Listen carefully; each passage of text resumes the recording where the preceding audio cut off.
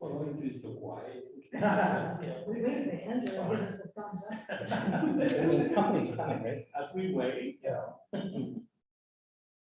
Did your family do this, Angela, when they're waiting for dinner to be served? Perfect silence? Oh, I don't even know what silence is. How do you get Yes, this? the families that wait. Yeah. We do in my house, nothing gets done. My husband does not. I love my husband dearly. He cannot wait. So nobody eats until after. It does, he has other towns, but then in my house. In progress.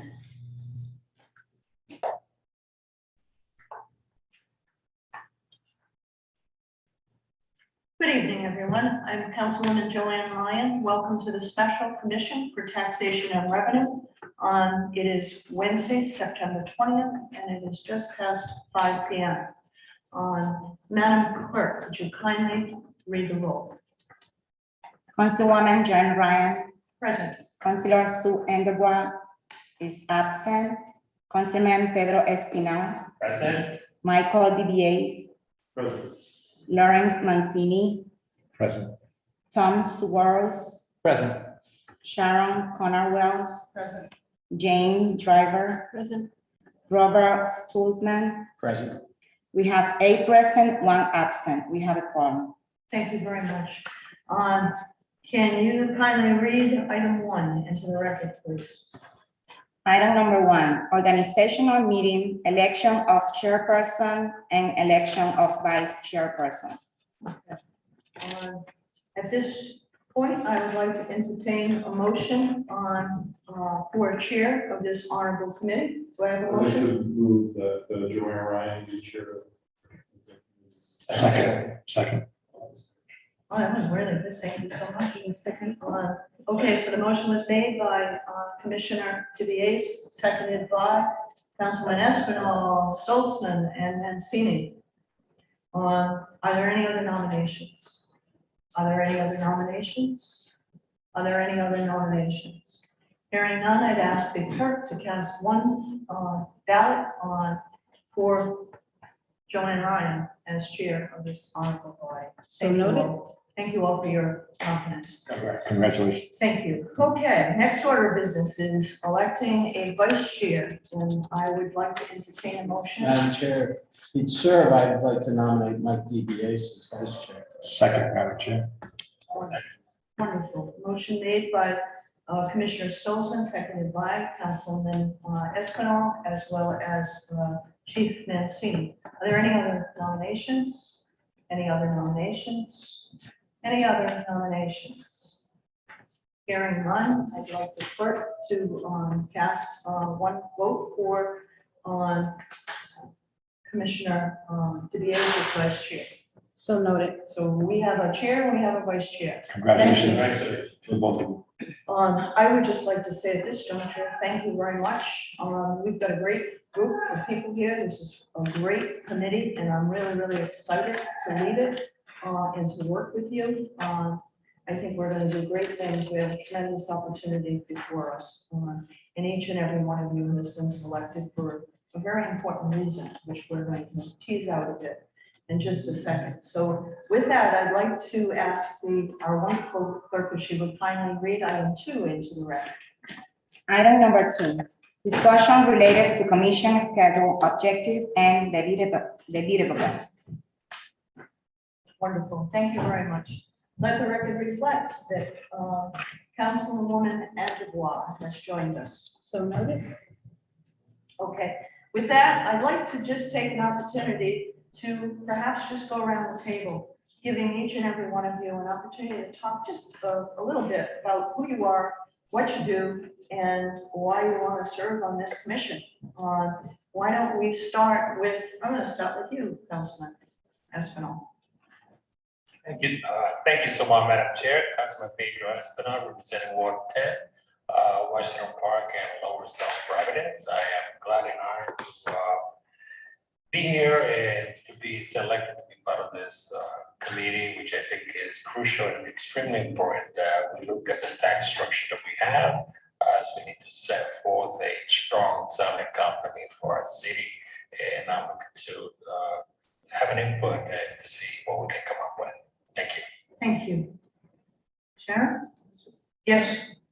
that one, it's kind of getting you used to using that microphone. Okay, I'll have to get used to it. Okay, good afternoon, everyone. My name is Sharon Kennard Rouse. I am the retired executive director for West Elmwood Housing, where we really work to do affordable housing, first-time home buyer ownership, and affordable rentals. I'm honored to be invited to serve on this commission because I'm looking forward to working with all of you and the expertise you bring and see if there are ways to know the ideas and things that I've experienced in home ownership in affordable housing area. Wonderful, thank you very much. Mr. Stolzman. Thank you, Madam Chair. Rob Stolzman. I'm a 37-year resident of the city in Fox Point. I'm the northern edge of Fox Point in the first ward, and 37 years working downtown, and love the city. Had the opportunity to work as a lawyer for many small businesses, homeowners, from tax appeals to new construction, zoning map changes when I come before the ordinance committee. And I always feel like we're on the cusp of turning the tide in the city. So I'm looking forward to talking about tax structure to help move the city forward. Thank you. Mr. Driver. Oh, that's so exciting. I know. I I like saying it too. Hi, everybody. I'm really excited to work with you all and listen to everybody and sort of learn stuff. I've lived in Providence since 1986, and I bought my first house in 1989 when I was like 24 years old in Elmwood back in the day. And got my real estate license 23 years ago, I guess, and mostly work on the west side in Elmwood and Washington, that side of the city. I think that I can bring something to the table as far as what buyers are concerned with and their questions and the whole mystery of why taxes are what they are, assessments, all that stuff. So I think I hopefully can add something, not sure how this will all keep it fluid. So we'll see. Thank you. That brings us over to Chief Mancini. Thank you, Madam Chair. Congratulations again to you and Vice Chair DBAs. My name is Lawrence Mancini. I'm the city's Chief Financial Officer, and in my 37th year with the City of Providence. The last 14 in finance, either as Director or Chief Financial Officer. And I appear regularly before City Council Finance Committee, testimonies before the State General Assembly. And I'm proud to say that we probably have one of the finest finance departments in the entire state of Rhode Island. The capital city's municipal finance department has done outstanding work and does deep dive work on budgets and revenue recognition. And we're grateful for the opportunity in my presence to be represented here this evening. And we look forward to providing the committee not just the information that you discuss here, but our staffs are ready at the whip to provide information when need be. So thank you for that opportunity. Thank you, Glenn. Hello, please come in. Commissioner Segaris, did I say that right? That works. Say We've already Seguros. accomplished. You have to imagine a vowel in there and just say Seguros. So my name is Tom Seguros. I am a freelance statistician and researcher and data science guy. Currently part of the research faculty at Brown University, but I'm one of the very small number of Brown that is actually from here. I grew up in Providence, and I tell people on the banks of the mighty Seacog, and I look forward to having an opportunity to contribute to things that in the past I've really only been able to complain about. And I'm really looking forward to working with all of you to look at the underneath the rocks of tax policy in the city. Wonderful, thank you. We're glad you joined us too. Councilwoman. Thank you, Chairwoman. Hi, everyone. I am Councilwoman Sue Anderpaugh. I represent Ward 3, which is the more northern part of the east side. And I'm excited to be on this commission with you all. It was really a difficult decision, as our fellow councilors know, to raise taxes a bit this year. I think the east side has a bit of a reputation for having some of the highest incomes, but Ward 3 is one of the most economically diverse, or I think it is the most economically diverse ward in the city. So they're thinking a lot about the range of people who are impacted by by our decisions. It's a really excited to be on this policy. Thank you all. Thank you, Glenn. Vice Chair DeVies.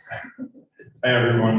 Michael DeVies. I'm a resident of Providence. I live downtown, and I'm in my 4th year as head of the Rhode Island Public Expenditure Council, which is not yet a household name, but I'm still trying to find the first bartender who has heard of us, but I keep trying. But we're a nonprofit, nonpartisan public policy research organization. We focus mostly on budget and tax, K through 12 education. And since I've been there, we've had, I think, more of a focus on municipal finance, and particularly Providence. We haven't done a report specifically on Providence, but it's kind of on our agenda. I was on the Mayor Woj's pension bond committee and testified on that issue. Part of that mission of that group was to get into the finances of the city. We touched on that a little bit, but actually didn't really have the opportunity to do that. So I'm glad that we're going to do the revenue side here. I also testified on the mayor's property tax proposal, and we've done a lot of work on property taxes and unbalanced structure across the state, in particular in Providence. So I'm very excited to be here and work with all of you on this. Thank you. Thank you very much. I'm Joanne Ryan. I've been a council person, and well, I've lived in Providence all my life, lived in my ward all my life. I have been a council person for 9 years now, representing the 95th ward. I have 40 years in finance industry. I've got about 9 years on finance, in finance, for the council, except for this year. So that would be 8 years. But nonetheless, each year taxation has emerged as a member of the finance committee. I always saw it as a challenge, and quite frankly, I ran for office because I thought I could contribute to the budget of the city of Providence, and taxes being a very important component of it. But I've seen in my professional career the impact of changing valuations on property, rapid increases in costs for families, how that stresses them, how that impacts the overall economy. I was committed to trying to help. That's why I ran. So this commission is very interesting that I've been charged with chairing it, because it is close to my heart. We've got a lot to do. We've got a short period of time. We have about 120 days, actually, by our enabling resolution that was passed on 9/7 by the city council. We have some broad powers, but again, we have the ability to look at our tax structure, look at our enabling legislation, which drives our structure. We will be able to look at all of the revenue streams for the city of Providence, and we'll have presentations.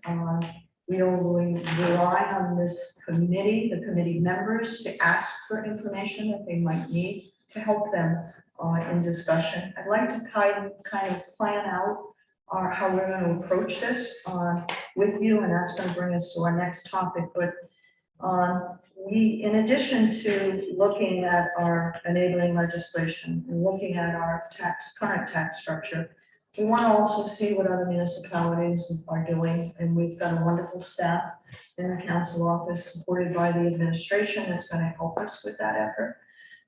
So our staffing is actually the city council chief of staff in the policy department, the tax assessors going to be helping us, the auditor for Providence, the finance and solicitor's office will all be staffing us.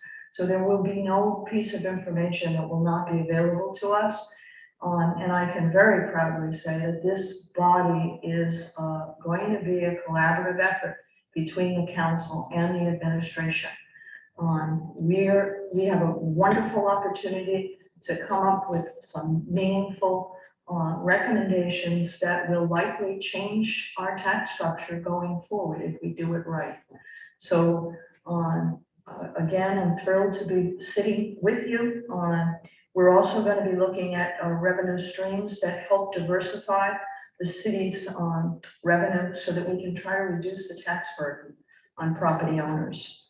We're gonna be looking at our evaluation, our valuation process, and we'll hear all the ins and outs of all of that and have input on. So that's kind of the overall charge and deliverables, and that brings me to my next question. I've had conversations with each and every one of you about your availabilities, what's better, what days work best. So what I immediately did was had the clerks carve out 5 o'clock every Wednesday from now to our deadline date, just because I wanted to get something on the schedule. Since then, I've talked to some that Wednesdays are not the best days. So I guess I'm going to ask, so Wednesdays are locked in. I can pair those all the way and look for other dates. We've got some good availability on clerks Madam Clerk, if you can kindly help me if I'm misspeaking here, on good availability on Mondays. Mondays are available. And also, if you look at October 25th, that date is not available for Wednesday. There's a 5:30 meeting for environment. Okay, so that was cleared off. Okay, so I guess open question. Does Wednesdays work for everyone? No. Madam Chair, with due respect, I would ask that you consider Mondays, but if Monday is a holiday, then we could consider a different day in that particular week if need be. Could you do a Wednesday if once in a while, if Yes. necessary? Yes. Do you have a time restriction? If it's Monday, anytime works, but if it's Wednesday, it's 5 o'clock, it'd be best if it's 5, and when do you have to leave probably us? by 6:30. By 6:30, okay. Does that work for everyone else? Mondays, I'm hearing Monday now. Monday actually works fine. Commission members, anybody else, will Monday work? Mondays at Good 5, for me, yeah. sound good for everyone? How long do you split the meetings from? I like my meetings to go an hour, but I think the outside would be 2 hours tops. I hope that we're very, very efficient. My plan is every meeting that we have, we ask for the information ahead of time at that meeting, so that the next meeting, you guys got what you needed from the clerks. And we basically could sit down and ask questions. We'll have folks in front of us that we need to engage and have a presentation, and we can get out of here quickly. If I may, Madam Chair, I would assume that we're going to be meeting every week. Is that correct? Yes, Right, so I can tell you that there is 1 week, it'll be effectively the 30th of October. I will not be in town that week. That's a Monday. I okay. apologize. Someone else has got a window that they're not going to be available. Anybody else has a Monday that doesn't work? Just the week of the 2nd of October, I'll be out the whole week.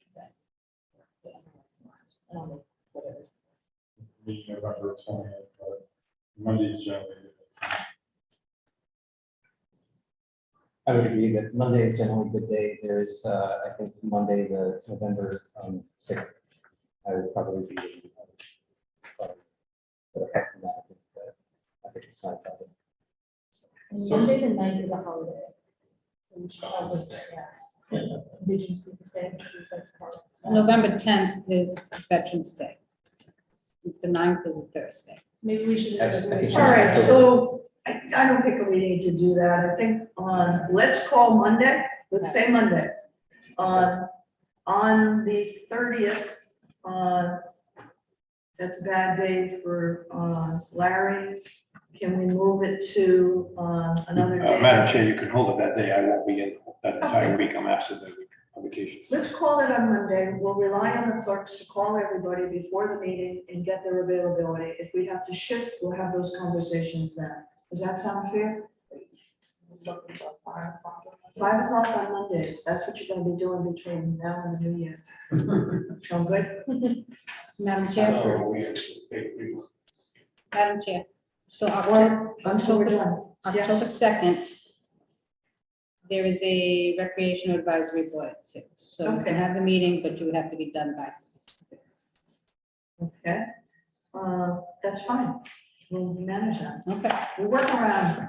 And then the 9th is a holiday. 9th is a Madam Clerk. holiday, yeah. So will we move it to Wednesday that week? Or is that a week that? You gotta, Wednesday, we could do that week. Sound good? The 9th of, So it'll be the October. 11th of October is the Wednesday, so that solves for the 9th. Yeah. Okay, so then you'll keep it for the 11th. Is that what you're saying? the 11th, Okay, yeah. the Wednesday for that. All right, and then, is that enough time spent on this? You think we're good? Yeah. Okay, Thank you. good, excellent. All righty, that gets us in, did you say something? Did you? No, we're all set. Just Okay. saying it was verified. You can't wait. Okay. Okay, folks, Madam Clerk, is anyone else have any questions? I do have a procedural question. Yes. I'm familiar with the way this works. How do things get on the agenda?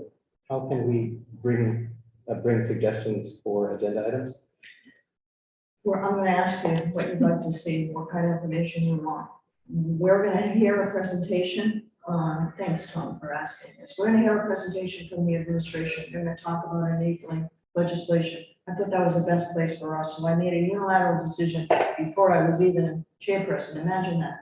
But, so we're gonna stop there. Mhm. After their presentation, we're gonna maybe ask some questions, and then as a committee, we're gonna talk about what we wanna hear next.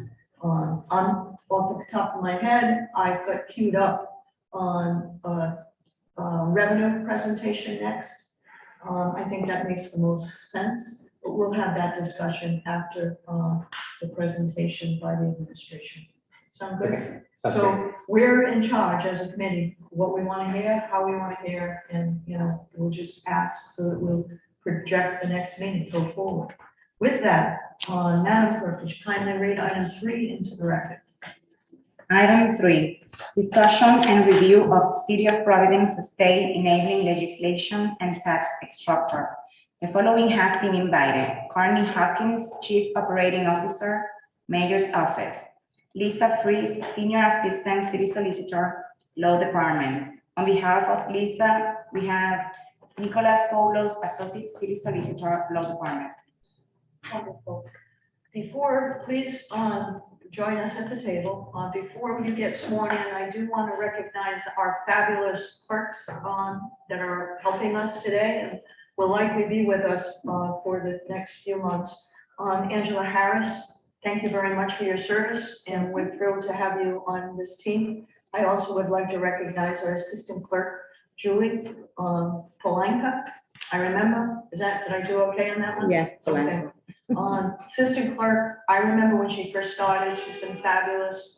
We're thrilled to have you both on this team. Thank you. So we have Lisa Fries on Zoom. Okay, so Lisa, can you hear us? Are you there?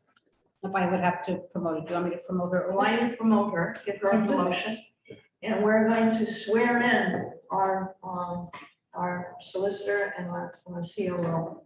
I've never sworn in anyone on a Zoom. I think that would be beyond. Okay. Lisa, can you hear us? I can hear you. Can you hear me? Yes, ma'am. Loud and clear. Wow. The sound in this room is amazing. Madam Clerk, please swear in our presenters today. Can you please raise your right hand? Do you swear under penalty of perjury that the testimony you're about to give is the truth, the whole truth, and nothing but the truth, so help you God? I do. I do. Please state your full name and your title for the record. Courtney Hawkins, Chief Operating Officer. Nick Poulos, Associate City Solicitor. Thank you. Thank you very much. Well, welcome. Thank you for joining us, and thank you for preparing documents for us. I know that it's been a busy time period, but you were great in trying to pull together information. So do you have a package that you'd like the clerks to distribute to the committee members? Commission members? PowerPoint and the folder for each.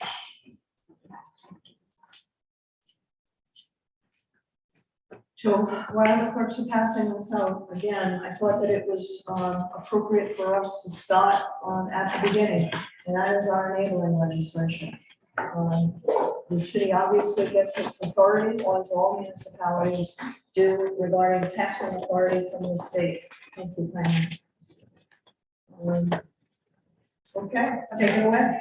I just wanted to start on behalf of the mayor by thanking you all for your service on this commission and thanking the chairwoman for the spirit of collaboration that she's brought to this. The mayor is really excited about all of the knowledge and the roles that you play individually about what this group, I think, is potentially capable of doing together. So thank you for that. I'm going to turn it over to Nick, who's going to take you through the background on the enabling legislation, as the chairwoman mentioned, and then I will describe to you the work that the team put together in your folder for you to take with you in preparation for the next meeting. So, Okay, before that happens, I'm remiss, we need to enter these items as exhibits to this meeting.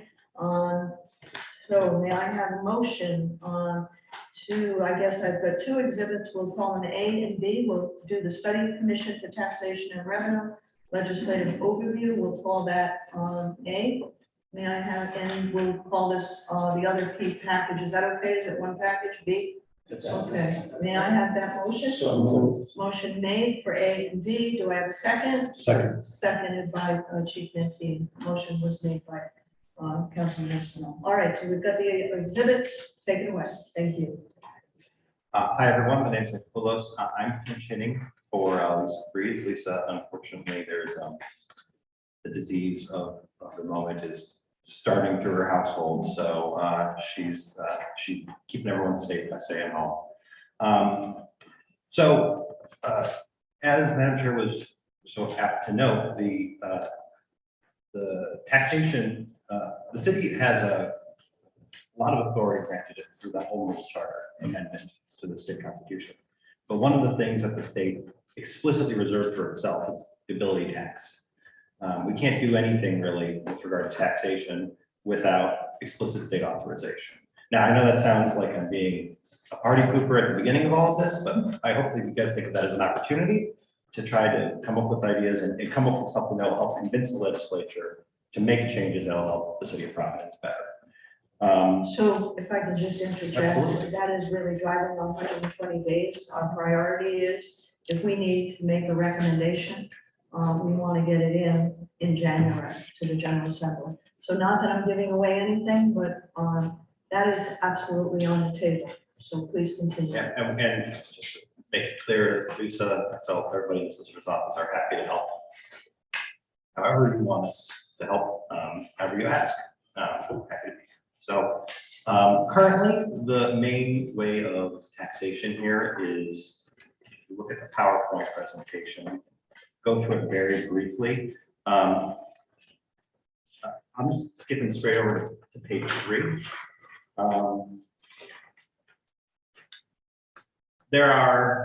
I can bore you with all the details. I'm going to try to keep it very broad and overview, and then you guys can ask any questions. There are mainly 2 types of property that the city can tax in the city of Providence. That's real property, your real estate, your house, your business. And there's tangible property, which is much smaller, at least visually to everyone. It mainly affects businesses. It's the machinery. It's not normally you would say the stuff, but it's the equipment that is part of a business. I think mostly what we want to talk about is like real estate. And when we talk about real estate, there's the assessment piece of real estate, and then there's how that assessment is translated into dollars that go to the bids. The state has set up an entire process for how revaluations happen, and we have the tax assessor here, Denise Wascatelli, who has done a great job year after year. But there's a sort of a strict way, and her job is technical, but it's also kind of constrained.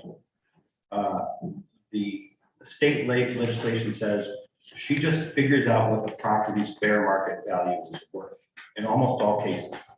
There's not really a lot of wiggle room as the legislation is currently constituted to make things different for different types of people.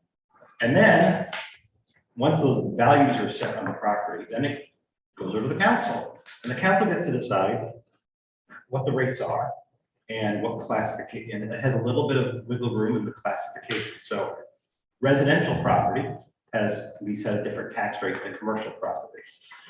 You'll see here on this page that they talk about class 1, class 2, class 3, class 4.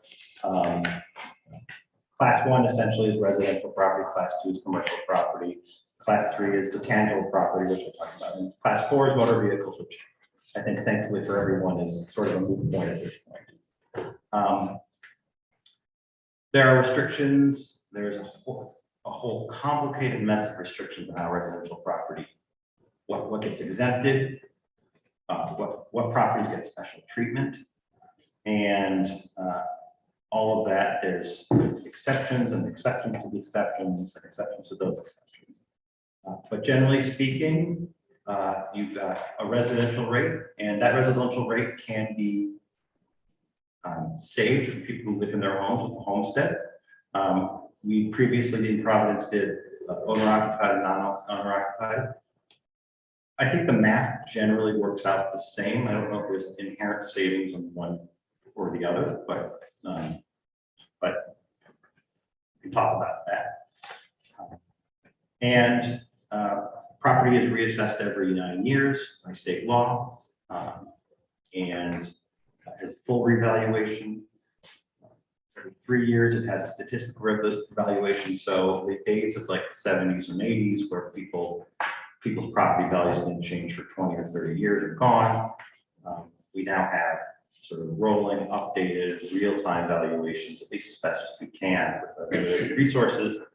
And So it's just, excuse me, so it's a full reval every 9 years? yes, And statistical every 3? yeah. So I'd like to think of it as like, and Janice can talk about what exactly each consists of, but I think of it as, every 9 years is the deep clean, and 3 years you do everything. It's not like you're just doing spot assessments here and there. You're out to every house, Yeah, boots on the ground.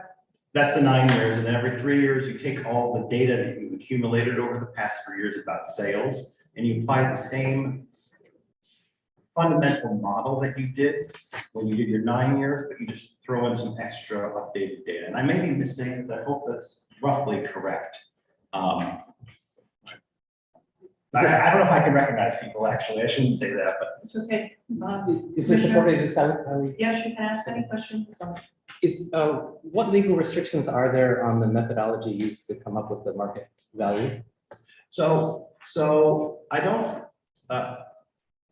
from the assessment side, you'd have to talk to the assessor about that. I'm not qualified in that world, but I can tell you that there are generally 3 types of valuation that the courts look to when we're doing a property valuation. It's the replacement cost, which is generally disfavored. That's only used for like unique properties. I mean, how much does it really help to know that if you had a vacant lot, it would cost that much to do? But otherwise, if you look at sales, comparable sales, and So let's do a couple of things here. First, I'd be remiss if I didn't recognize that our council president, Rachel Miller, has joined us. Let the record reflect that, and welcome. Thank you for joining us. So noted. Let's get Denise sworn in. Please raise your right hand. Do you swear under penalty of perjury that the testimony you're about to give is the truth, the whole truth, and nothing but the truth, so help you God? I do. Please state your full name and title for the record, please. Janice Muscatelli, tax assessor for the city of Providence. Thank you. So, are you okay now? I'm chair. Did it there, I sorry. changed my chair. I just go on the record for that.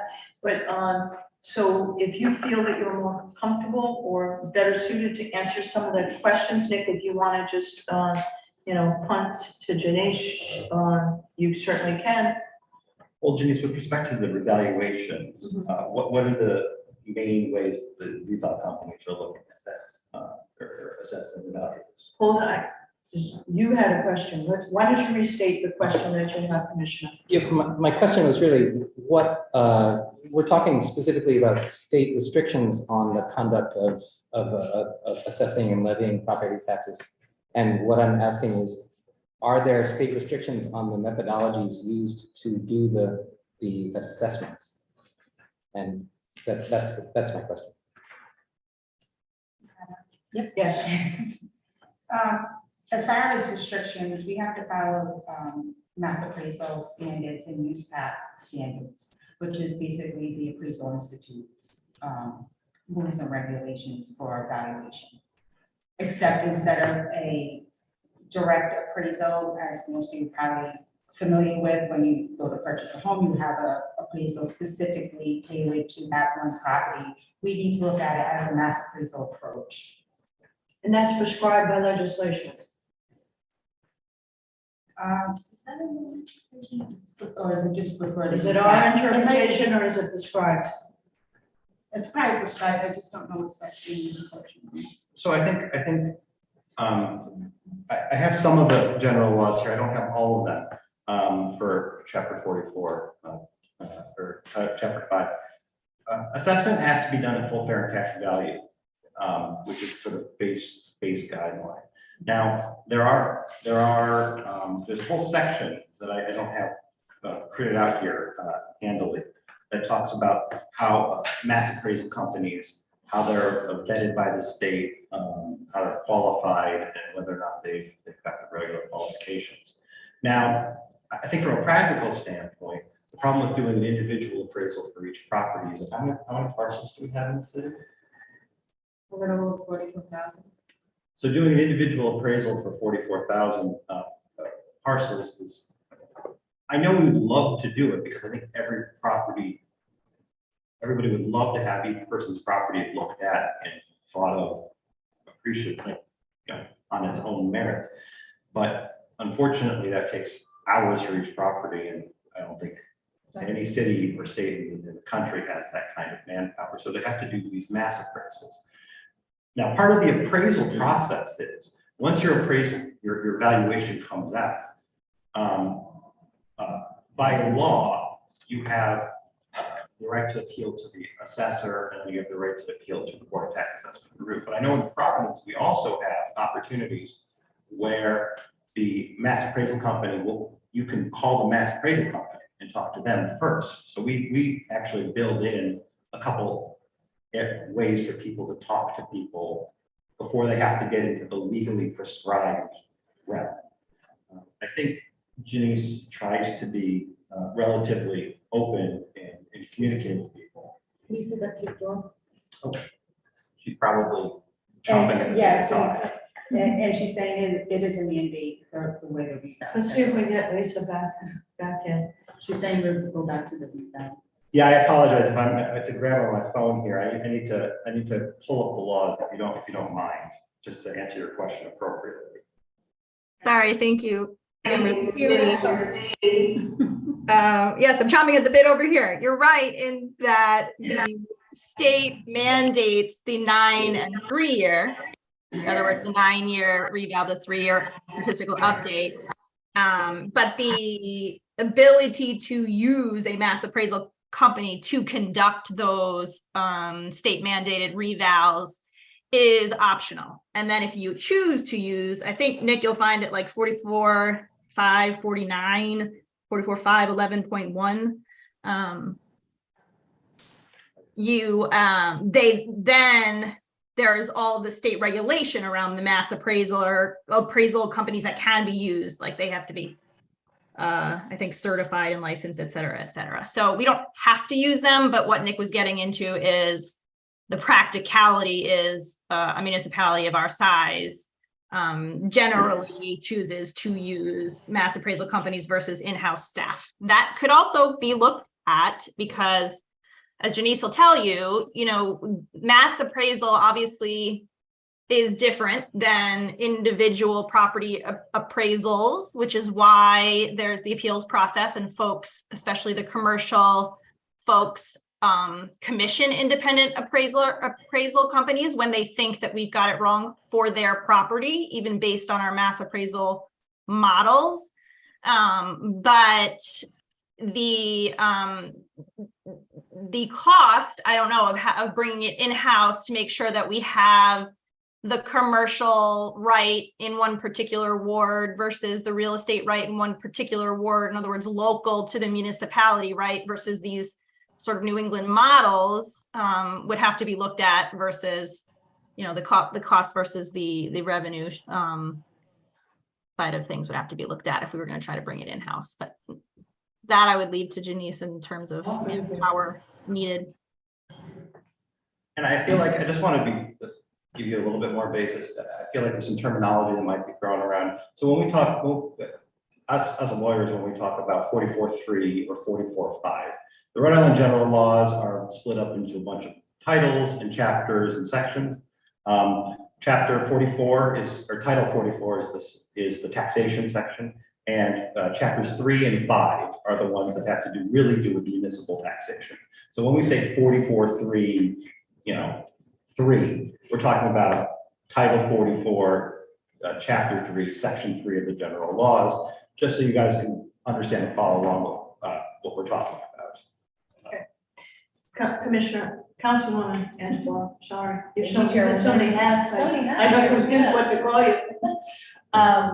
To that point, thank you so much. To that point, would it be possible for us just to get like a bulleted list of all the Rhode Island general laws and where in the Rhode Island Constitution affects the decisions that we're making? Because it's pretty easy to just like look up the laws once we have the reference numbers. The general laws are all online and pretty easy to look up. So if we just had like a bulleted list of those, it'd be easy for us to. Sure, I have a list of the ones that I think are most pertinent to Providence that I have for my own stuff, but it's 47 pages long. So I'm happy to provide that to the clerks for you guys to look through. But it's kind of a mess sometimes. So I'm happy to send that along. Even just like this is the chapter, because you said it just now, Yeah. so quickly, you just like the list of like where we should go. More than happy. Nick, please send that along to the clerks and Angela, and she'll make sure that she gets it to the. I'll send both the general references as a URL, but also I'll send this packet so you guys can have at least what I consider is my handy reference guide. You may find things that are more applicable otherwise. All right. Any other questions?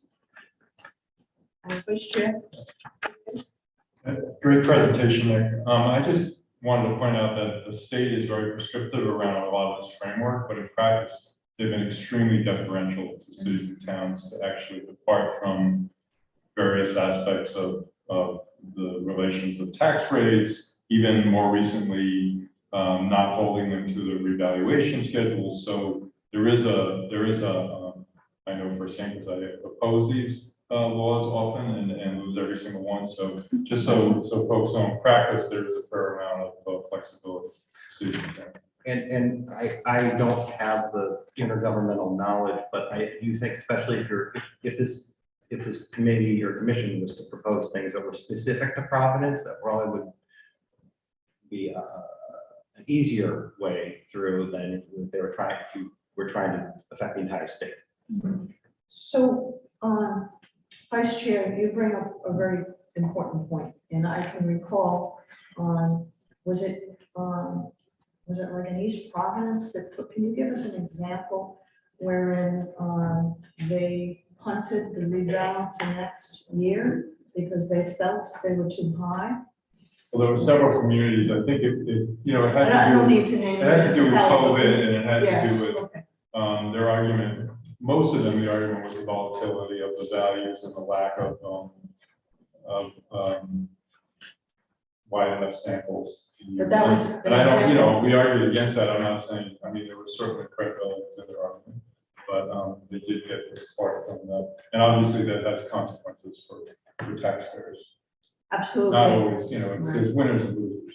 It's not I always- cringed when I saw that because I said they're kicking the can down the road, it's only gonna get worse.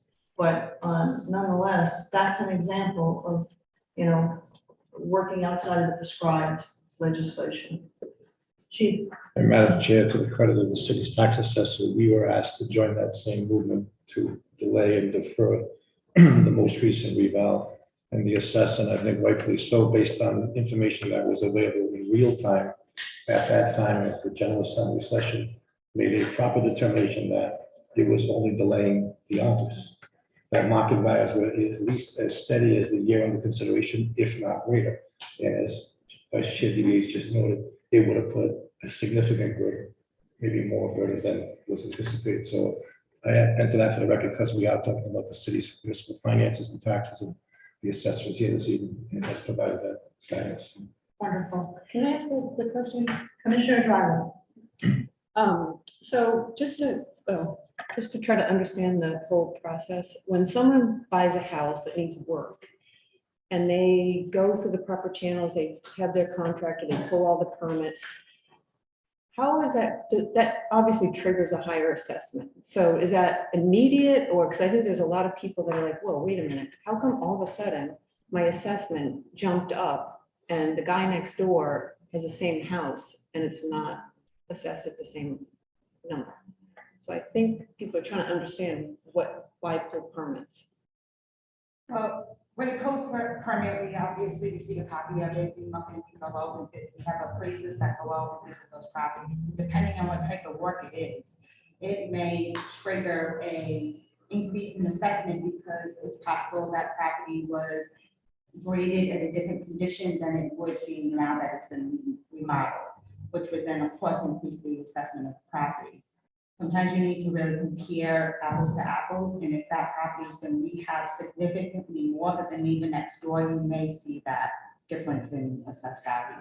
But basically, to a homeowner, it looks like they're penalized for having someone that pulls all the permits and is honest about it. Well, they may look at it like that, but we also have to understand that they're increasing the marketability of their property. If they were to put the property on the market for sale, I'm sure they would probably likely sell it for more than what we had it assessed for to begin with. Well, not necessarily.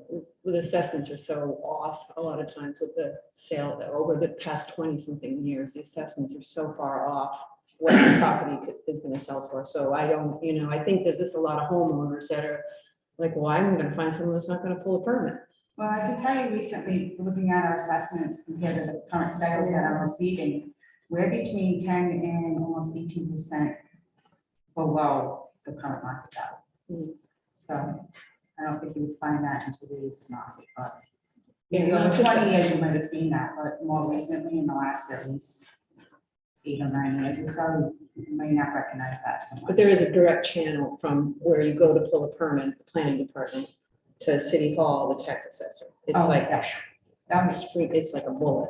Well, it's not as if we pull the permit and we immediately increase the assessment. We do monitor the work, and it may take 6 months, 8 months, maybe a year, depending on what type of work is being done there and how long it takes for it to be completed. Right, but that 3-year, that's going to affect that 3-year timeline, rather than the 9, the permits that are pulled. The permits will affect the value immediately within a year or so, even without the statistical or evaluation. Okay, thank you. You're welcome.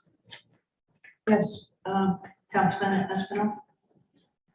Thank you, Madam Chair. Just a follow-up question. I find that question to be very interesting.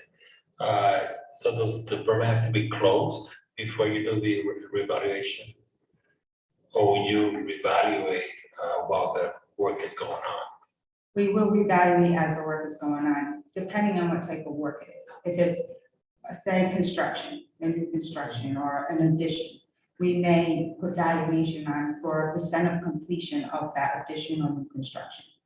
So it doesn't necessarily need to be 100% completely closed. You just make an assessment as to what the value will be at the end of the construction. Yes, it would, based on the price per square foot that's already within our system from the last evaluation. So is that a written policy that we have, or because according to the state law, you're supposed to do a statistical evaluation every 3 years? That's correct, but this is something different from a revaluation. So that's called something different. This is new construction or new valuation coming in. So, yeah, if I can just, if you don't mind. No. Part of what Janice has to do is value for full fair and cash value. One of the interesting things about taxation is the date that you do your assessment is December 31st of essentially the year before. So if we're talking about tax year 2024, the date in question is December 31st, 2023. And so if you have a building that's half done, it was a vacant lot the last time there was a revaluation, but now you've got half a building there. By law, what the assessor has to do is value it as half a building, even if it's done within a month. That's the important, that's sort of the fundamental point. So that's kind of why you might have to use this partial bit of things. And it's important to think about too, because for most people who pull permits, the valuation isn't going to change. That percentage isn't going to be that big of a problem. It's mainly for when you build something from the ground up, or you're adding an addition where you might come into that, oh, well, we can tell it's half done. Right, good example. Right, I'm sorry, Sharon, do we have a lot of people, you know,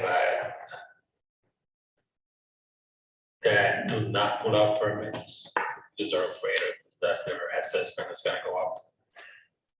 I have no way of giving you. There's no way we can track that. No. They don't pull a permit. Because we do Well, make, like money, we do make money when people pull out permits, right? Yeah, I'll note that I sit near the housing prosecution wing as part of my work at the law department, and I think permits will cost in a way more themselves than the added property tax valuation. If people aren't going to pull a permit, we will bring them to housing court and make them pull a permit afterwards if we catch them. So there are disincentives for people not pulling permits, but can't prevent people from breaking the law, unfortunately. And I was just gonna get to what would actually bring in more money.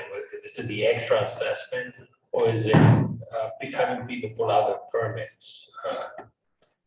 One versus the other here. I have no way of measuring that. Thank you. Thank you. Thank you. Anybody else? Commissioner Wells. Thank you. I just want to clarify. Okay. Thank you for the assistance. I just want to clarify that I understood. If someone's doing repairs or rehabbing whatever their home, and they're pulling a permit, say for plumbing because they're changing over their heating system, that increases the value in terms of marketing. Is that also being taxed differently under this appraisal system? Something like that, that's partially Heating done? generally doesn't change assessment. Okay, so when you talk about things that are being done that are partially finished and you're changing the tax rate, is that for big things only and not rehab work that's going on inside the house? Because you still have to pull a permit to do some of that kind of work. So I'm just trying to get clear. It depends on what kind of work is being done. If we see that we pull multiple permits, say plumbing, electrical, a roof, siding, flooring, and it's a lot of work going on in one property, we'll recognize that the property in general is being rehabbed. So we'll revisit what our assessment looks like. Have we had this property in poor condition? Do we have this property we have grades of properties, there's A, there's B's, there's C's, depending on what type of property it is. Have we had this property at an F grade and it should be in an average grade instead of a poor condition average? So we kind of have to look at basically that property individually and see how it's been looked at in the past, and then make that determination based off of the permits that are coming in. Can I have 2 follow-up questions? Sure, go ahead. If that house was to catch fire, are you doing the opposite and reducing the rate? Yes, And then when they do the repairs, you. absolutely, yes. That might answer my second question. Thank you. Thank you. So obviously, this permitting question may be an opportunity for us to generate additional revenue. Good discussion. I think we should, think about it more. I can say that this council has pushed for more inspectors because those are the folks that go out and make sure that appropriate permitting is being done. So I think it's an interesting discussion, and I appreciate the questions that emerged tonight. So we'll look at it some more. Are you done, Nick, with your presentation? Do you have anything else to share with I can us? talk for hours. I know. about this, but, I got a sense. I am done. Okay. Unless anybody has any questions. So Lisa, do you have anything you want to share with us that we haven't thought about that you want us to think about? No, I think you have my memo, I believe, for consideration as part of this packet. Yes. It is a very broad overview of what I think the topics are.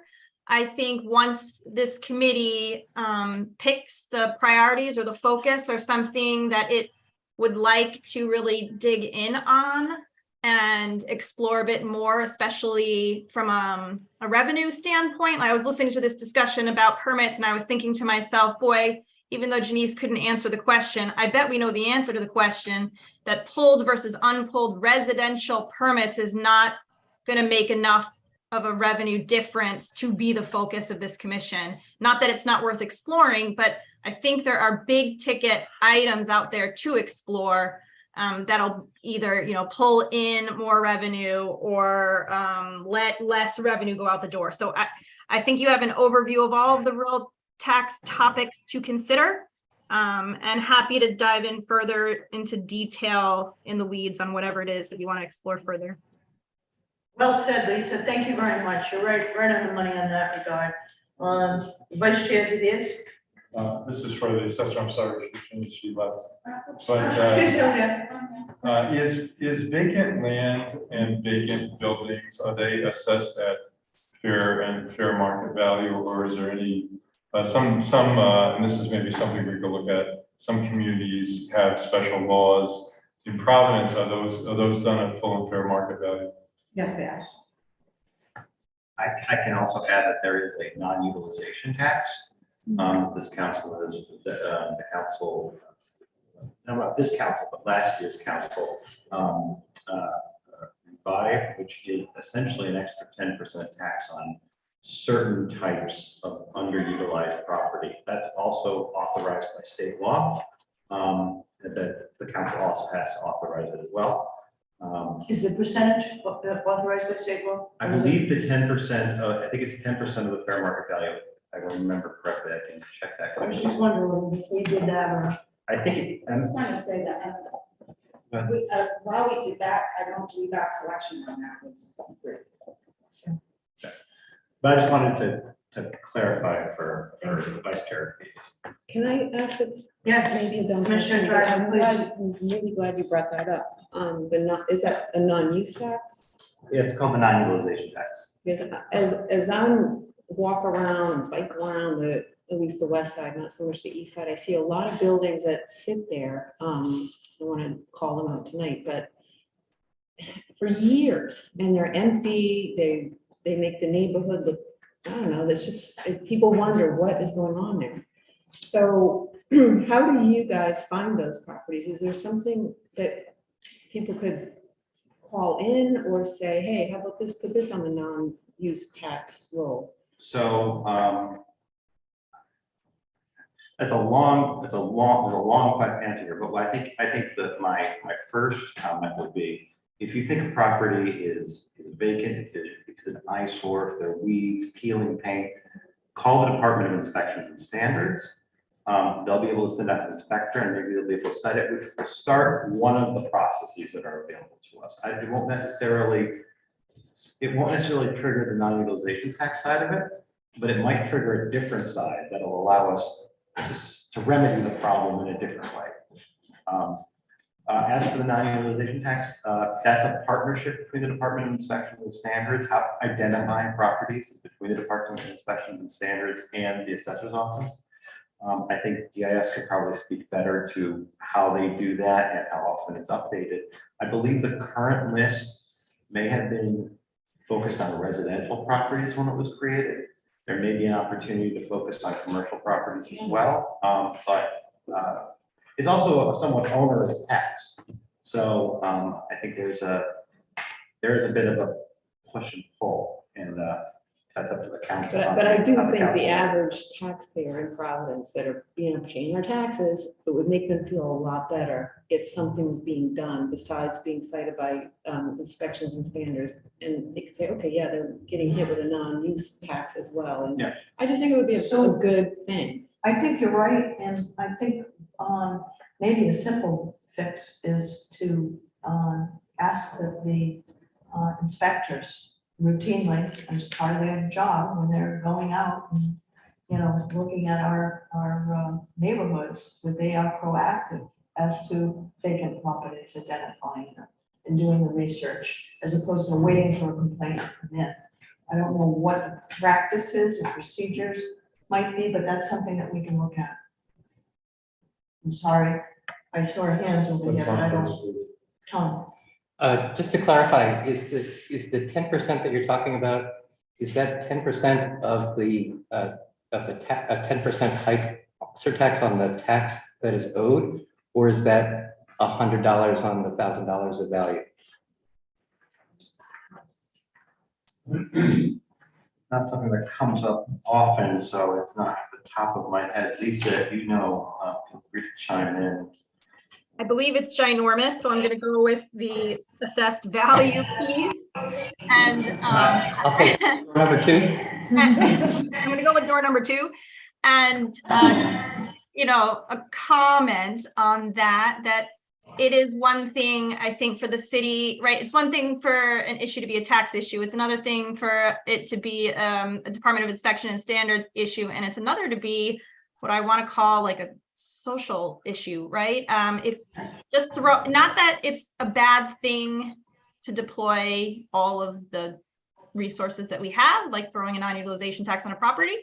But often if you think then, right, tax liens are priority liens. Now you've just put an astronomical lien on a property that was probably upside down to begin with. And now you have a very negative equity property. And so that's why I think we'd rather, for those kinds of properties, look to a different initiative.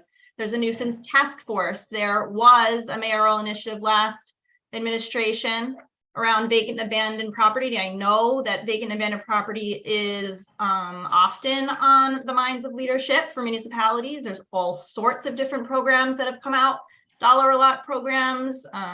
Memphis and some other states have really hammered hard at blight elimination efforts that we could champion. I just think that we need to not throw further tax or violations on these properties, but maybe come up with a program to actually resolve them with some resources behind it. The problem Department of Inspection and Standards has is they had a dedicated vacant and abandoned property inspector.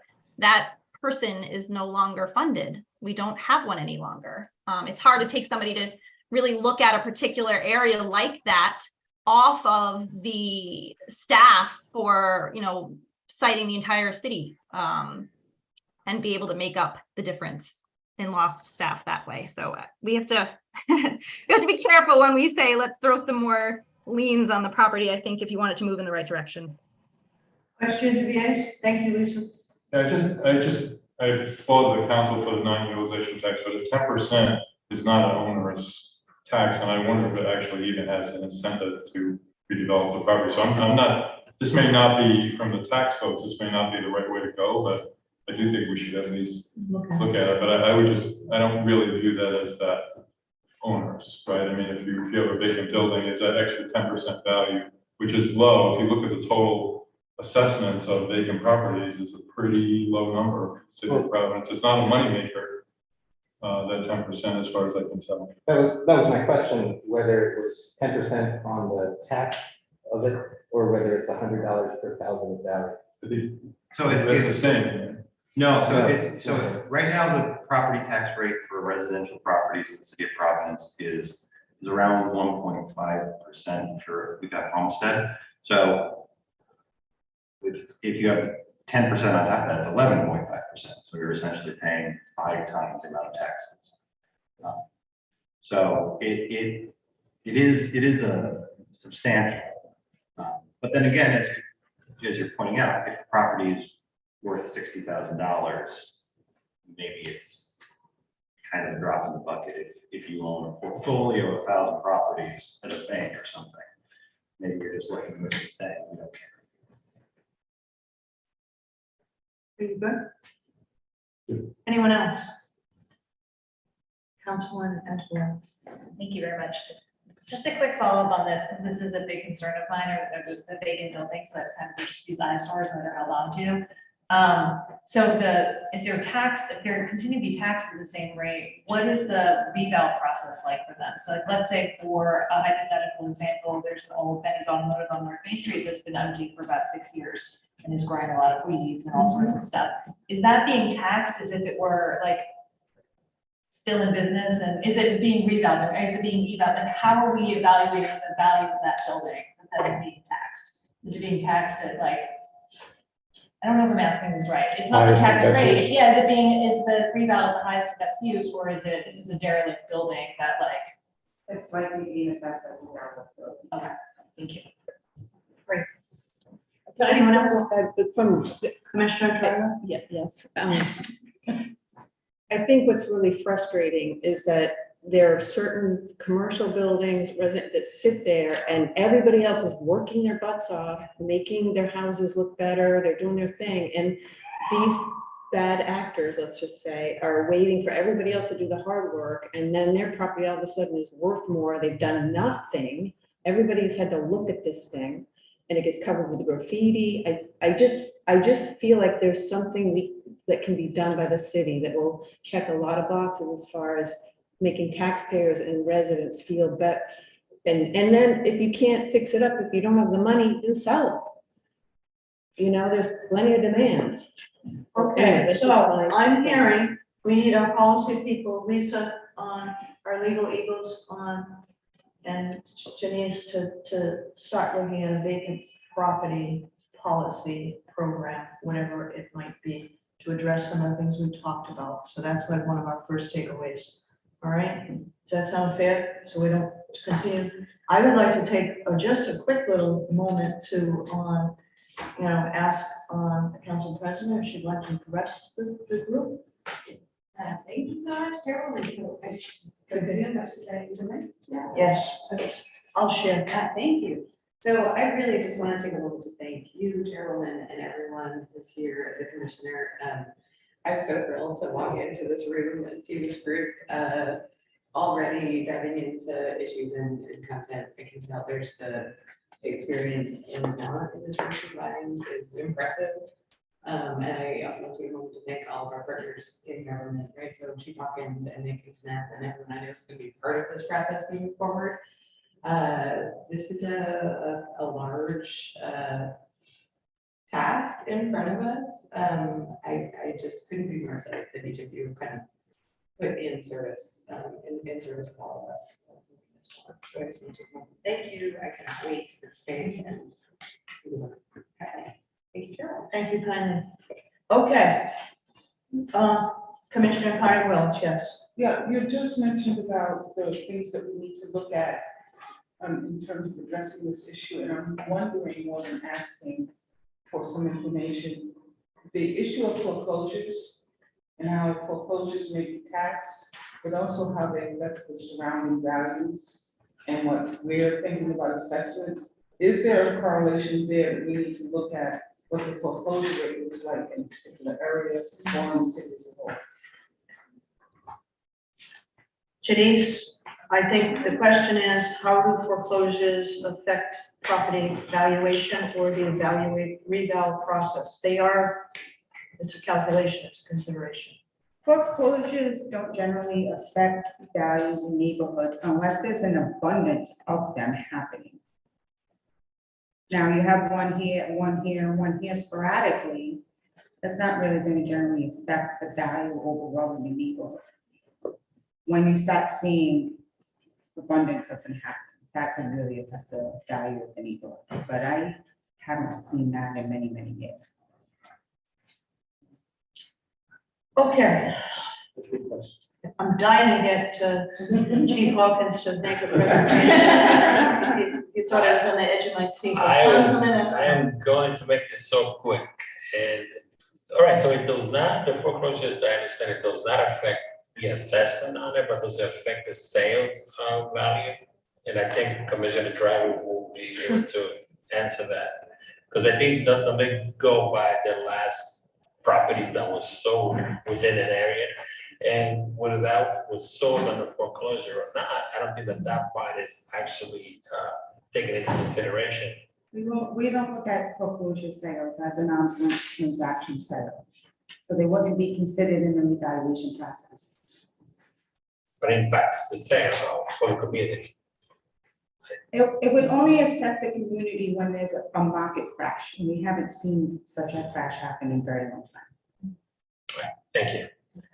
Thank you, Madam Chair. Thank you. Okay, long awaited. Thank you. I just wanted to take an opportunity to walk you through what you have in your folders, which we hope that will help you in preparation for the next meeting. This is work not done by me, but done by the assessor and our finance director and solicitor Freeze. So you have the solicitor's memo on the statutory authority that goes into much more depth than this presentation, and Councilor Amberbois does contain some of the chapter references that you mentioned that are relevant to this group. You have a attachment 2 is the revenue summary. It gives you city revenues across the largest categories over 10 years.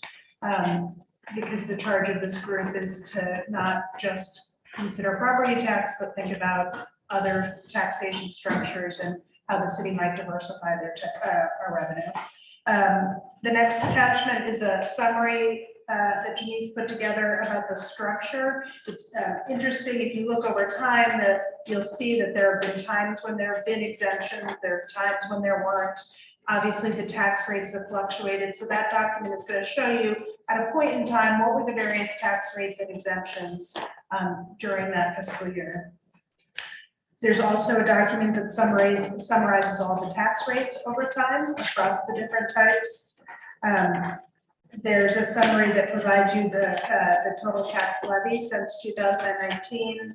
And then finally, a summary of collection rates, which is a factor, that was just mentioned as it relates to this utilization tax, but thinking about the city's ability to collect our taxes over time and what impact that's had on the budget.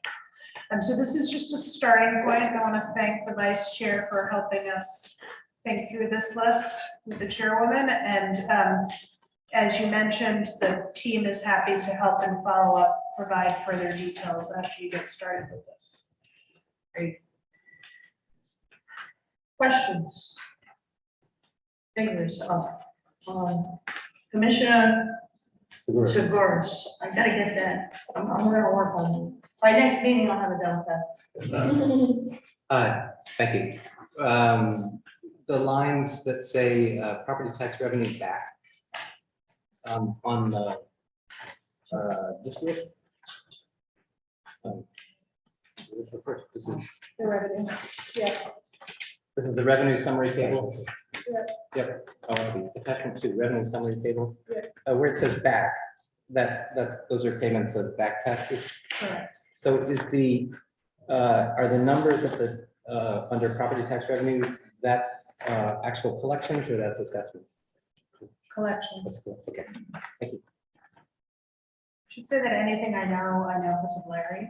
Sure. So, you have like the biggest brain related to these things on the commission already. So I can just. You could just I can focus, just elbow yeah. Okay. I'm sitting here next time. So there's a lot of information.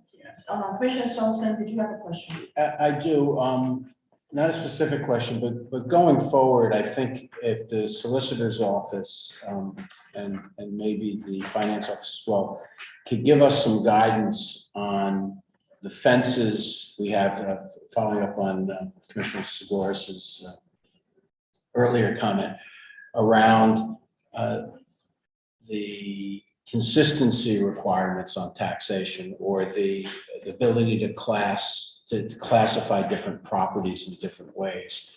I think if we're gonna start looking for big bang Yep. revenue streams, we're gonna have to be well educated on, we can't tax Ward 2 Yes. more than, at a higher rate than we tax Ward 5, even though Commissioner Ryan may like that.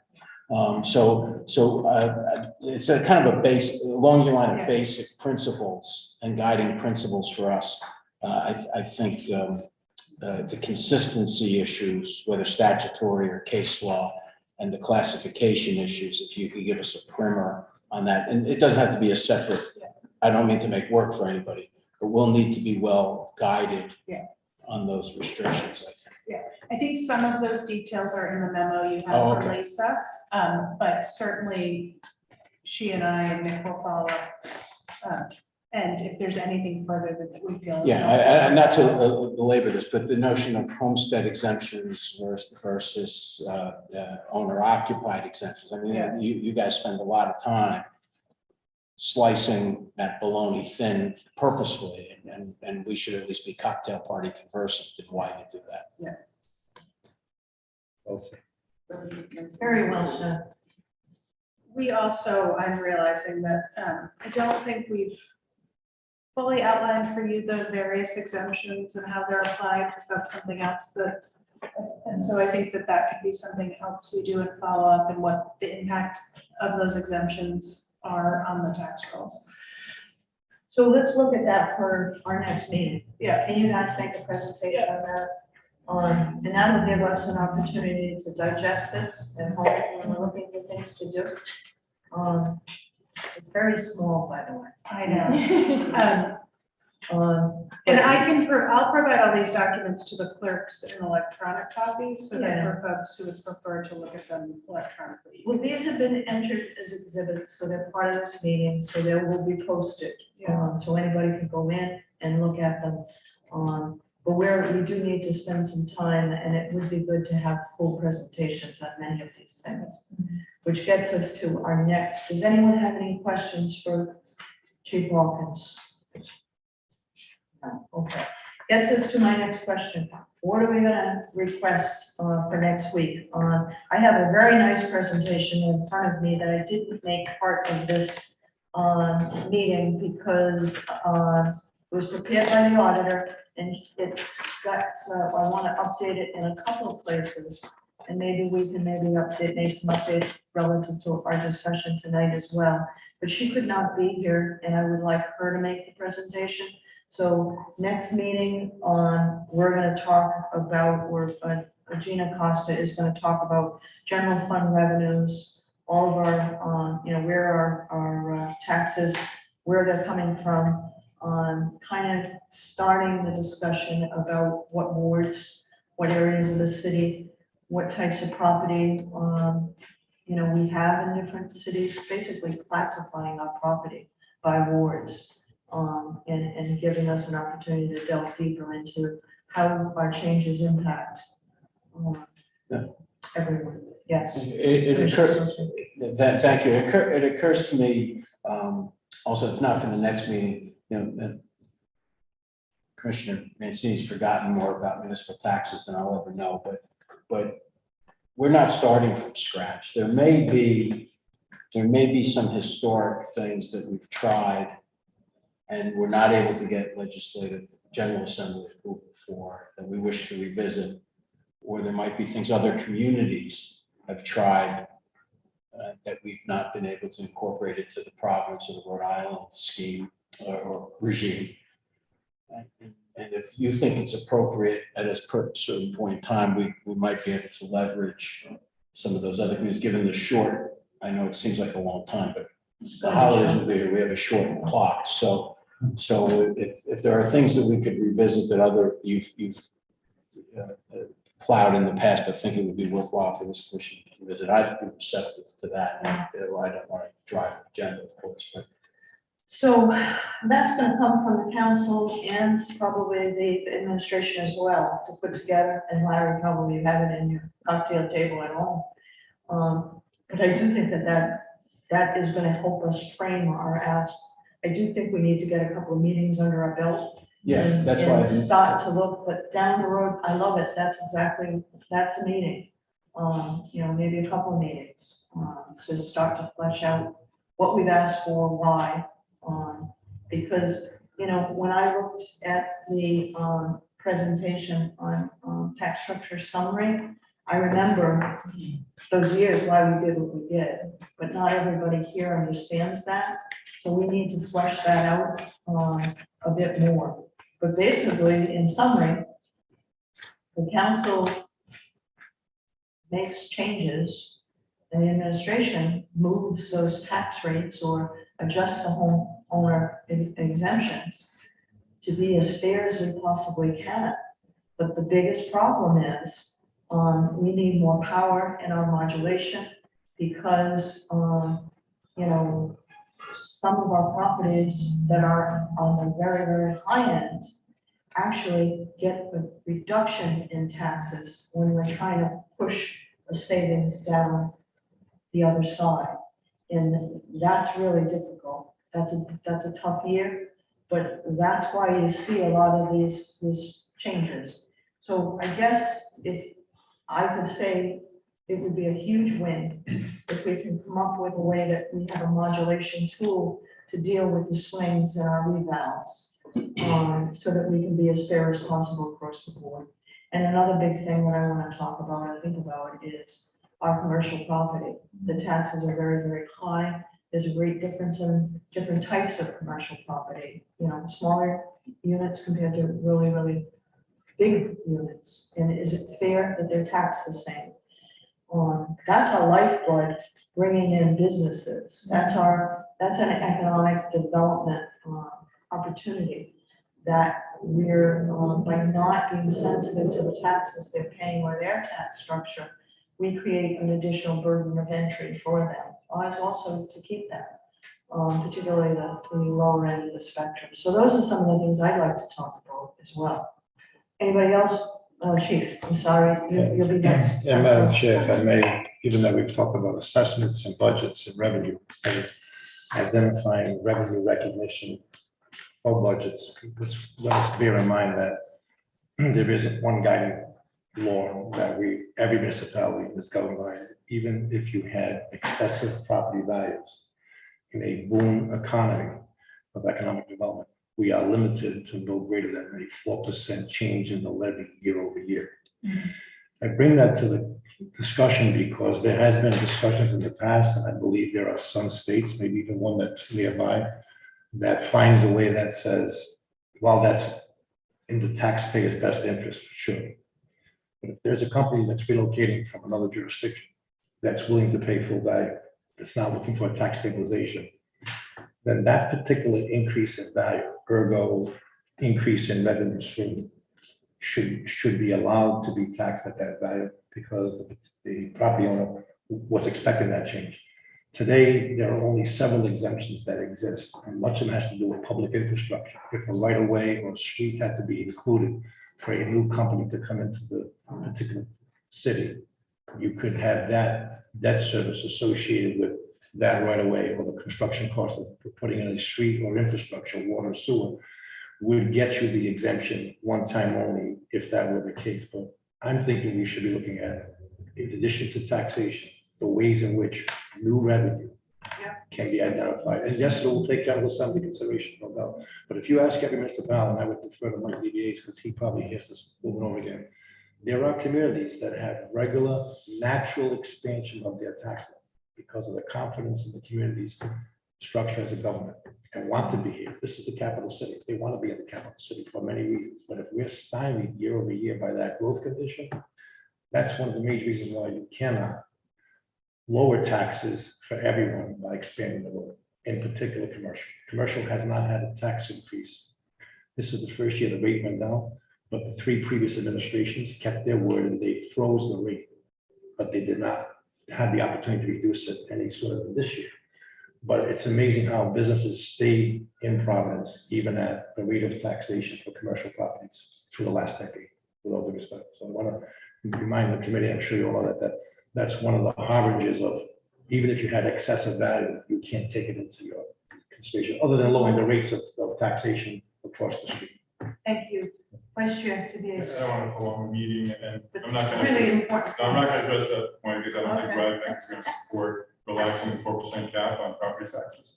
But my question was more, there was a study, I seem to remember that someone sent to me that was done maybe 10, 15 years ago about taxes and revenues. The in city of Providence. NRN, Yes, NRN. so maybe that could be circulated or talked about. The problem with that, and Chief Hawkins can probably weigh in on that, it's a really old stale report. And I struggled with making that available to everyone because I thought that it would get us way down. So maybe if we can look at it, Vice Chair, if there's something that you think there's some value points in that we want to bring out, I'll be more than willing. If you want to look at it, it's very hard to digest. It's a 167-page document. The clerks were going to make copies for everybody as a base of knowledge, and I said, I don't want to scare everyone away at the first meeting. So wait for the second meeting for that. Do you want to follow up at all, Chief? Are you good? No, I'm fine with that. Councilwoman Endicott, you had a question or thought? Oh, yeah, thank you so much. And I would love to see that report. It sounds like it's old, but I still read it. We don't have to print it though. That's a waste of tree. Probably an entire one. A quick question. Yeah, okay. A quick question. So there is the section on fines and fees, and I know from our conversation issuing ordinance and some conversations with the solicitors, there is legislation that guides how high our fees can be, and then from our conversations this year on finance, there are troubles with actually collecting on our fines. And I know these aren't huge numbers, but it might still be helpful to hear it's like another source of revenue, like what are the guiding laws around our fines and fees and our general practices for collecting fees? Yeah. Okay. Anybody else? Thoughts, wishes for next meeting? Are we good? All right, so Chief Hawkins, you're gonna give us a presentation, flesh more of this material out. Is that what we agreed to? We're gonna have Gina Costa make a presentation on a nice presentation on our taxation, general revenue funds and so forth. So that'll be forthcoming on. I think I'm going to ask the clerks kindly, I'm not entering this into the record, but I'm going to send you home with more reading. So can you distribute this packet to them? You're going to get it again. It'll be updated and we'll make it part of the record next meeting. But I just think it's really good reading. Anybody else? Yes. There is a subject that I think might be worth learning something about. I'm not quite sure who would do the honors of a presentation about it, but the state has a property tax circuit breaker that is part of the income tax. Part of the state income tax is a property tax circuit breaker, and it's meant to provide some property tax relief not only to property owners but to renters. And I think it would be the program is quite small and sort of restricted in size, but I think that understanding the current state of that program, both the legislative history and the status quo, would be useful information for us. And but I'm not 100% sure who that would be to. Is that what policy office? Will you take that? We'll convene on the list and divide it up. Yeah. Okay, fair enough. Fair enough. Chief. Madam Chairman, Chairman, given that you passed out the internal audit report, the finance team went through it just to make sure its accuracy is reflective of assessed information. She may have pulled information from an earlier levy report. The assessor in the last day or so has revised that information on page 9 and has expanded the content information. So if I could pass these out to the committee, and I would You have copies for everybody? I do, and I would just direct you, we haven't shared it with the internal audit yet because she wasn't available, but I'm sure she'll find it appropriate. The biggest change is that her report omitted the line of mixed-use properties.